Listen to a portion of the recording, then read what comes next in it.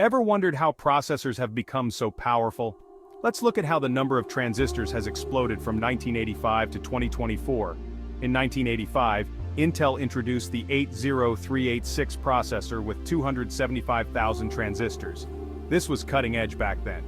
By the 1990s, processors like the Pentium had millions of transistors, thanks to better manufacturing processes. The early 2000s saw Moore's Law in full swing. The Pentium 4 had over 42 million transistors. The 2010s brought the multi-core revolution, with processors surpassing 1 billion transistors each.